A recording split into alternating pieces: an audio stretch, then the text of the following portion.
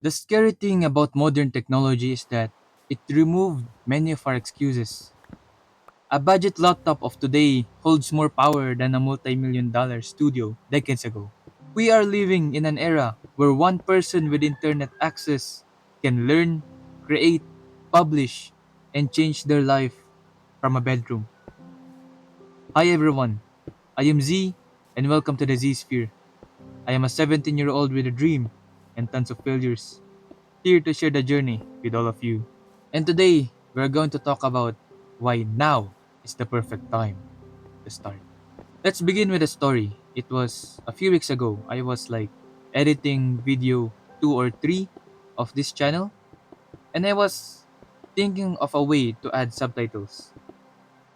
I already added subtitles for the first video using withsubtitles.com, and I had an experience where it's amazing. The fonts are great, the timing is great, and the way the subtitles just fade in and fade out is great as well.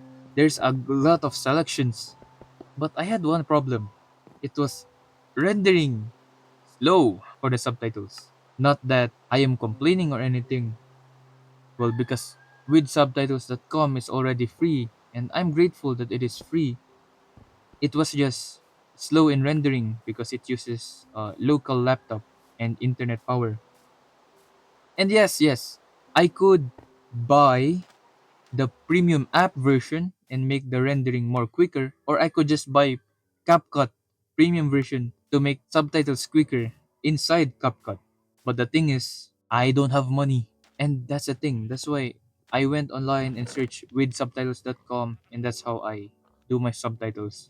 But yeah, it was so long. It takes so long. And now, during this period, I was like thinking how this YouTube thing might play out if this is my production process, where I script a video, I voice over it, I edit, and then now I'm adding a fourth component of subtitle as a separate component because they just take so much time. More time actually than editing. Because my editing is quite simplistic. I just put the voiceover on top of a Minecraft footage and that works. But the subtitles, it's usually 90% waiting game with the current way I do it. And so I was thinking of this and then I was like, man, so then even in possible school days in the future, I would be leaving my laptop to render subtitles. And so I went to Google AI and asked a few questions. My questions was like, hey Google AI, if I leave my laptop with 3 tabs of subtitles.com, will they render with the same speed? And is it faster to just render it that way compared to rendering one? And very technical questions I asked the AI. And that conversation with AI was unexpectedly game changing. Until that time, I didn't know such thing as SRT, because I am not really that big of a tech guy. But this AI, Google AI, suggested that I should just use SRT instead. And so I was like, wait, SRT, how does that work? And and then it showed me the steps of how it works, and I was like, damn. I was really like, wait, this could really change the production speed of each of my videos. And during this time, I was waiting for like video 2 or 3 to render the subtitles inside the withsubtitles.com website.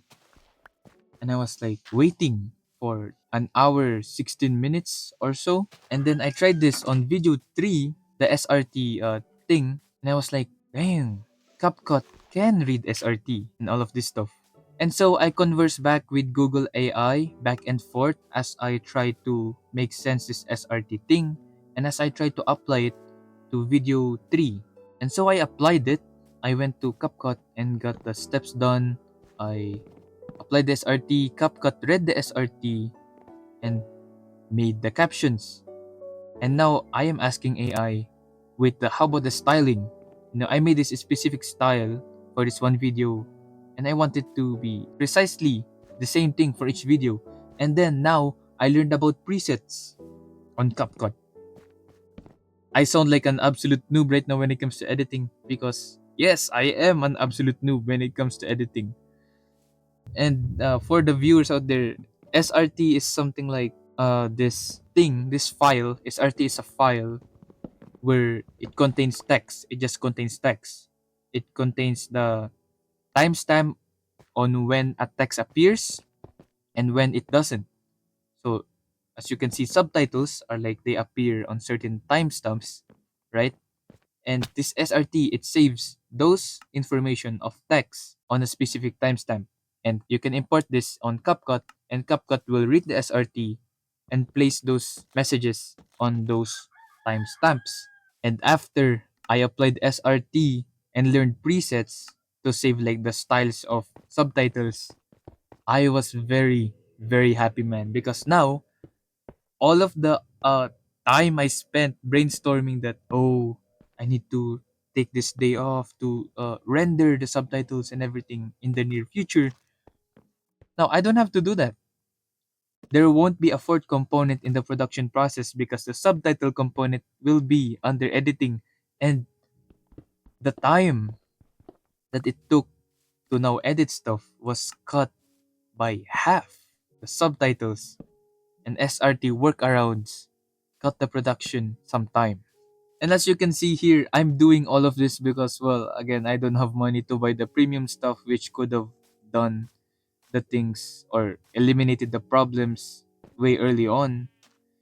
But even with this workaround, it is free and it is as fast as buying the premium ones.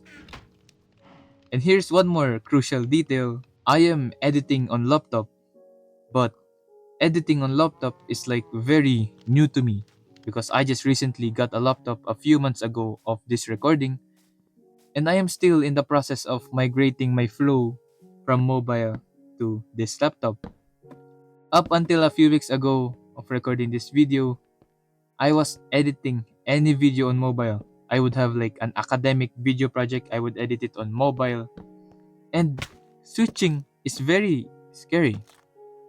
I went from knowing a lot to knowing little after the switch. And sure, I get the fundamentals of editing like cut, paste, duplicate, and that carried over, but the controls are different. And learning is part of the process. And with AI, Google AI, thank you so much, and the internet around like YouTube, I was able to speed up the learning process. And because of it, the switch is less scary to tackle. Now, my workflow is more organized once I pass the uncertainty phase of migration.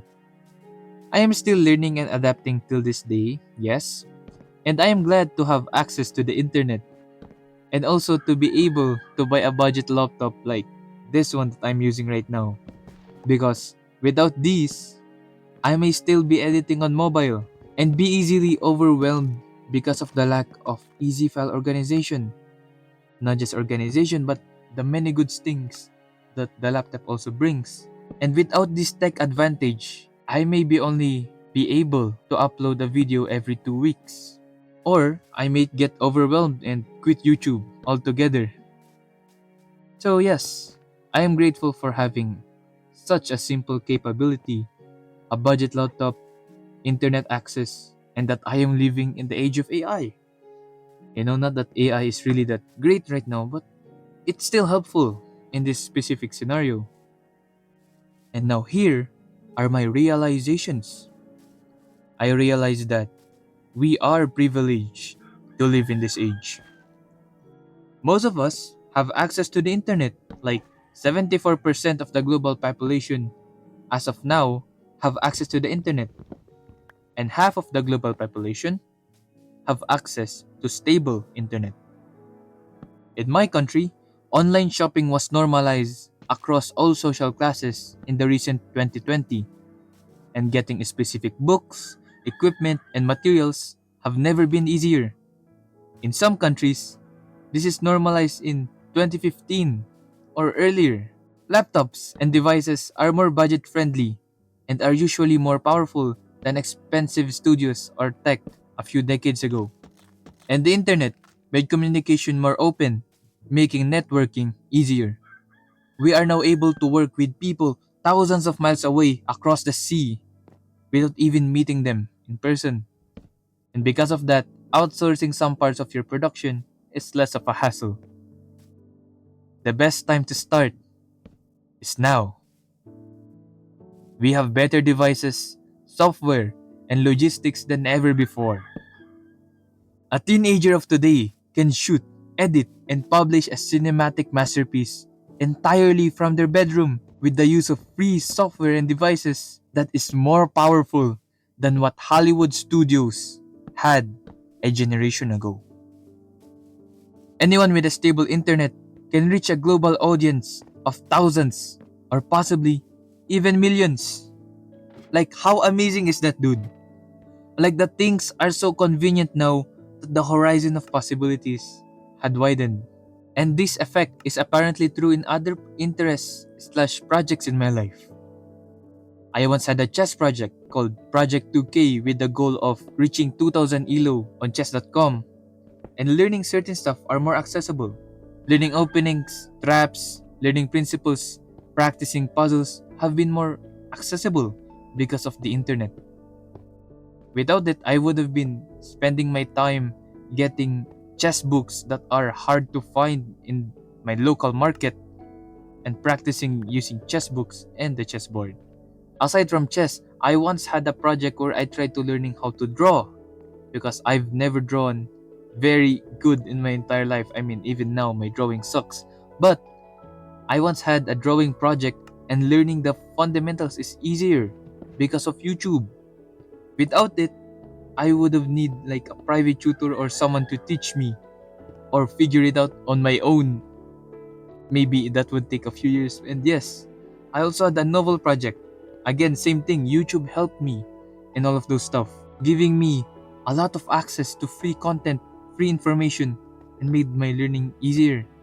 I also tried learning Japanese, and digital flashcards like Anki made it easier. So not just YouTube and websites, but also apps and just general technology and internet made everything easier. However, through all the benefits of all of these, I came to another complementary realization. I realized that having this advantage does not guarantee my success. Despite having endless database, tutorials, and grandmaster engines, I still could not reach 2000 rating in chess.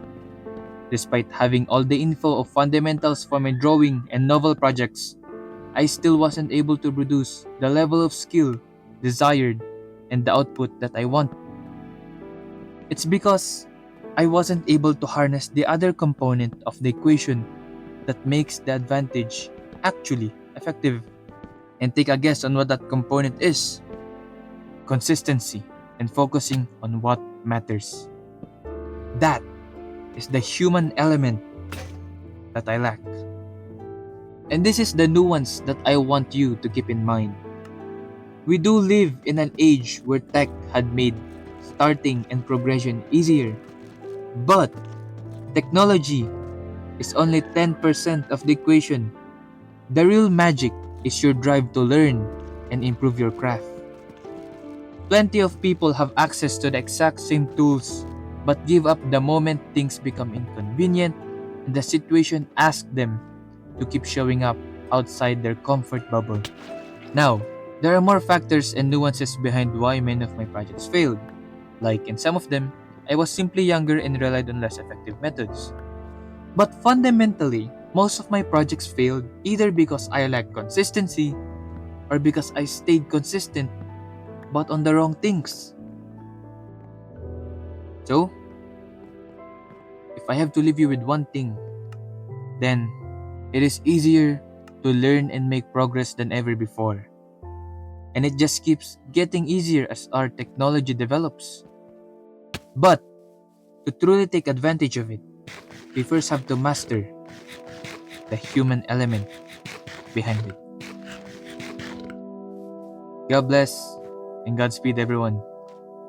Bye.